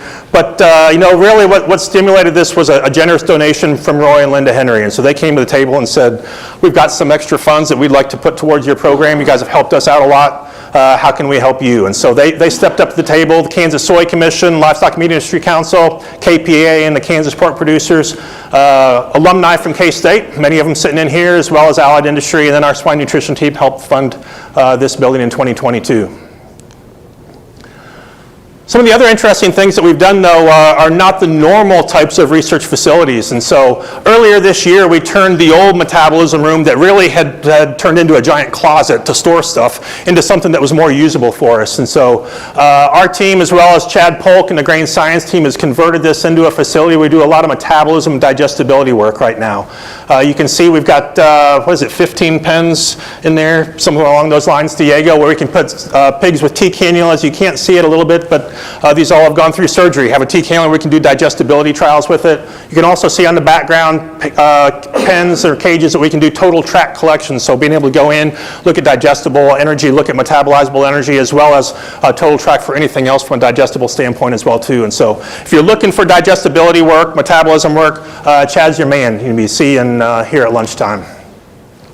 Also this year, we've been able to convert the old West Barn, again, a facility that had a 2 pig per pen type of a structure into something more usable, and Jordan Gephardt's really helped lead this charge right here. And so what that West finishing barn has turned into is a BSL-2 challenge facility for E. coli, in the future for salmonella. What's interesting and intriguing about this is right now we're doing a lot of work in post-nursery diarrhea, post-nursery scours with E. coli. But these pens were built for finishing pigs, and so we're set up to be able to do challenge studies from weaning all the way till market if the need arises. And so something that Jordan's really helped take the lead. You know, a lot of this funding coming from KSU Vet Med, a K-GRIP program here with on K-State to be able to stimulate some of these interesting ideas. Our applied swine nutrition team, and again, KPA and Kansas pork producers help support the growth right here. What this leads to then is the destruction, the tear down of the last pig barns on the K-State swine farm. And so what you see right here going from the right side, the old grower building, the old farrowing house, this was the old nursery right here coming down. And so this is within the last month. Foundation being torn up. What you can see on the backside right here is a new farrowing house that we have on site. All doing this to be able to make space for a new nursery that we're going to build. Yeah, Mark wanted me to throw this slide in here. He thought it was a good omen if we see the rainbow popping up right there during construction. What I can tell you for sure is that there was no pot of gold in the farrowing house manure pit. So unfortunately, we didn't strike it rich on that one. But it is a good sign that we're getting this torn down because this is what's going to be built. And so our plan is to move pigs in here in April-ish, and so what we have is roughly 96 pens. When pigs are not on test, we have a chain disc system to be able to deliver feed to the whole operation, have a much larger feed room to also help support some of the other south nurseries. So orientation on this to the right is actually north, and it'll be tied right into our other existing nursery right there. And so looking forward to get pigs on this, looking forward especially to keep pigs out of the old nursery. It was built in 81, it served its purpose. The old farrowing house built in 68 served its purpose. It's time to move forward, and this is the last swine barn that we'll have coming up on K-State campus that was not the original set of barns back in 1968. So what's next then? The office building. And so, like any good farmers, we've taken care of our pigs first. Right? It's time to take care of the people now. And so what we've got in these pictures, the picture from 1969 on the left, the picture I snapped yesterday, I think, on the right, doesn't look a whole lot different between those pictures and that facility right there. And I promise you the inside doesn't look much different either. And so the next project that we have on our docket then would be to make a new biosecure entry, look at a classroom, office, apartments. We have a person or a student that lives out there so they can be on site if there's any emergency or anything that needs to happen on the farm. So looking forward to doing this. This is a really, really important part. So when we have undergrad students that come out that have never experienced pigs before, this is the first exposure they get, coming into the building in 1968, coming through a shower system that I helped build in a room that wasn't designed to be a shower. And we can do better than that. And we can help people come in and get a flavor of the industry and be able to carry on and want to be able to work in our industry in the future. And this will be a really important step to be able to get that done. The other thing I'd really like to do and acknowledge is we've had a lot of support within our organization. I know Mike had mentioned some of the work that different families have done to support scholarships. This year we've had some really sizable donations come in from Dr. Jim and Pam Poole, as well as Craig and Amy Good, to start a KSU Swine Legacy Endowment. And so when we start thinking about this endowment, this is how we'll secure our future within the industry, right? And so we've been able to raise funds to be able to build facilities and be able to keep things going. It's with these types of donations, the support of our industry, that's how we're going to keep the people here. It's how we're going to attract the right people for the industry coming forward. How we'll use this legacy endowment is really to focus on professorships and chairs to be able to ensure that we have the highest quality individuals working well on this team. If it ends up going to facility upgrades, we could, but that's definitely not the target for this. It's the people part is what we want to use with this. And so, what we've seen right here in the past, lots of change in the swine industry or at the swine unit, building construction. We're setting the course for the future with this Swine Legacy Endowment. Throughout all of this, some things haven't changed though. And so the real cornerstone of our applied swine nutrition team has been here for a lot of years, and it's Bob's 40th Swine Day. So this was...